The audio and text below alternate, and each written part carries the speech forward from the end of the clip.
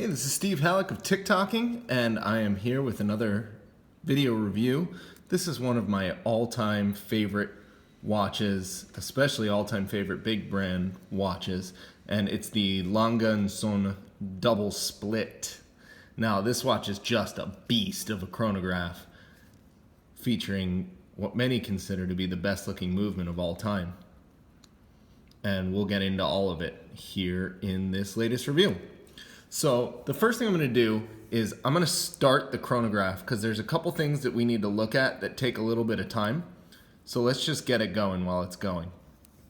All right, so for those who know kind of the history of Lange, sorry I didn't clean all the fingerprints off this thing, but for those who know the history of Lange, you know that they were sort of revived in the late 90s, early 2000s, and they really set the world afire with the Datograph, which was the first in-house manual wind chronograph movement developed by any brand in quite a long time, and you can still see how incredibly rare they are.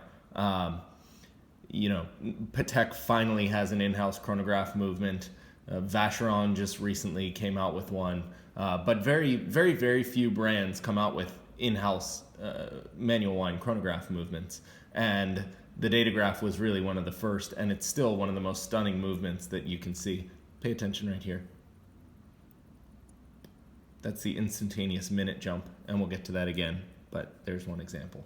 Okay, so that was one of the innovations in the Datograph, actually, is the chronograph minute hand jumps exactly at the minute.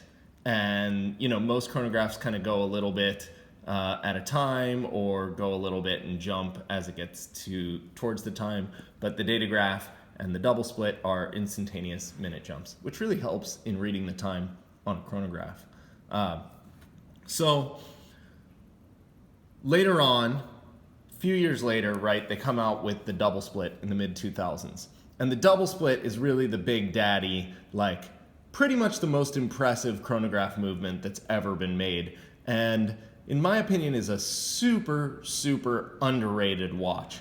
I actually posted on Instagram recently that if this watch had Patek Philippe on the dial, it would be $450,000. And that is, in my mind, totally true. And they would be all sold out, and it would be, you know, probably the most innovative watch Patek has made in decades.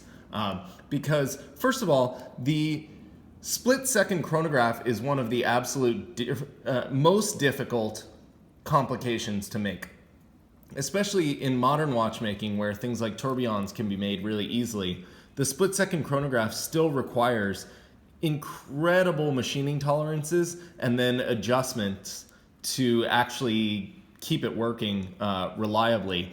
And you know, I've heard watchmakers say that it's almost as difficult to achieve a good split-second chronograph as it is a minute repeater, and you can understand why when you see the complexity of such a mechanism. But Lange built on what they did with the Datograph and kept all the innovations like that instantaneous minute jump, but then added a split second, which here, let's split it, which in itself is awesome. And as you can see, you don't even know that that's two hands. They're stacked right on each other. And it's not until you stop the one hand and the other keeps going that you can tell that it's actually two hands stacked. But this happens to be, to my mind, the only, and certainly the first, split-second chronograph that's also a split-minute chronograph. And that's where the double split idea comes from. Most split-second chronographs, they split the second hand, but the minutes counter can only register one amount of time. So here you'll see when we get to 12 here, or a full minute, the other minute hand is going to split off too. And that's also an instantaneous jump. So here you have like basically everything that anybody would ever want in a chronograph. It's really the dream chronograph.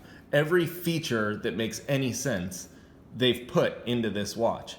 And another one that I think is really important is flyback. So you see it's written there, flyback. Now, what does flyback mean? Flyback basically means that when you press the reset button, you can press the reset button while the chronograph's going, and it'll reset and keep going. So if you're like timing something that kind of resets but keeps going, you can push it and it keeps going. But the best thing about the flyback to me is that it makes it so you can't break the chronograph. There's nothing that you can do and nothing that you can push in sequence here that will actually break the watch. So to me, I don't care as much about the feature as I do that it is kind of provides a fail-safe mechanism. So let's stop it here. If we stop it and then we can reset just that hand, or that's going to reset both of them, right? So again, look how fine that single hand is. And even here where you have the open thing, you cannot tell that that is two hands. But as soon as you go and you split it off, there it comes. And now look how these are perfectly lengthened so that boop, it goes right over that pinion and you have the open hole there, both on that side and the other side. The dimensions are just perfect, the proportions are perfect, and you just keep noticing these little details like that. Like look when it passes the power reserve, boop, right over. So now we can bring them together and keep it going as well and use it in that way. Pretty sick. So now another thing that the double split offers that the original Datograph didn't is the up-down. So this is actually a power reserve. The later Datagraphs have this power reserve. They put it down here on the dial. And it retains the incredible winding feel and incredible pusher feel of the Datograph.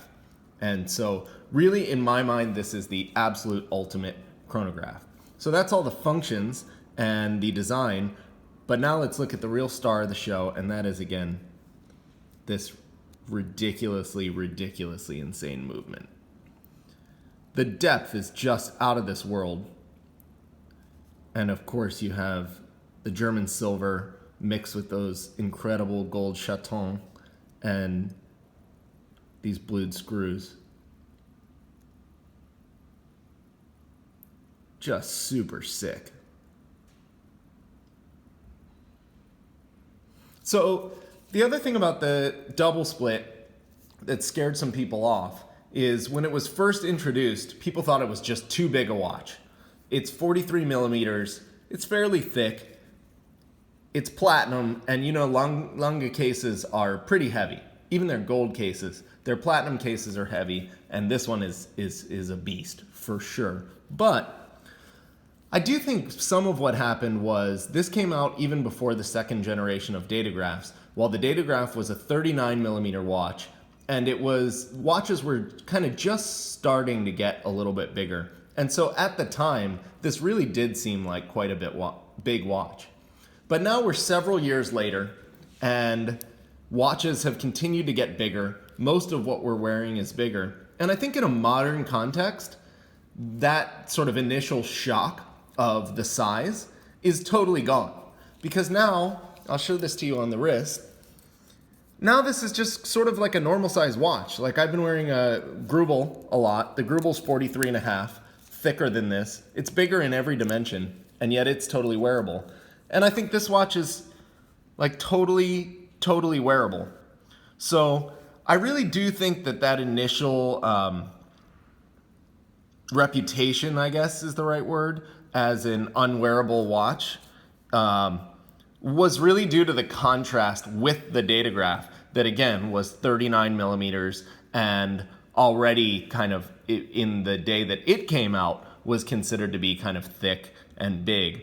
But as tastes have changed and all the watches that we're wearing have changed, you look at it now and it's just kind of like normal proportions for a watch. Like to me, it looks really good on the wrist. It's got great wrist presence, but the proportions are all right. It doesn't extend past my wrist, and I'm just a normal skinny guy.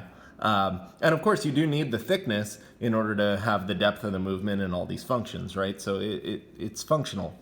So I actually think that if this watch came out now, nobody would think twice about the size of the watch. And really, if you look at it from a lens of a 2017 watch buyer, there's tremendous value in this piece. I really think it is the ultimate chronograph. I don't think any chronograph movement ever made comes anywhere close to this one, to be honest, in terms of features, in terms of the smoothness of its action and the overall quality and build quality, and then of course just the gorgeous display back of it and the pleasure to look at it. So I'm happy to have this one in right now, and I'm happy to share it with you. I did make a datograph video a while ago, I believe, so if you're interested in contrasting it, you can look back at that one. But that's all I've got for today. I am continuing to make these videos, obviously, but also check out the new podcast. It's called TikToking, and it's available on iTunes and a lot of other places. So I will come back and hit you guys soon with a new review. Hope you enjoyed it.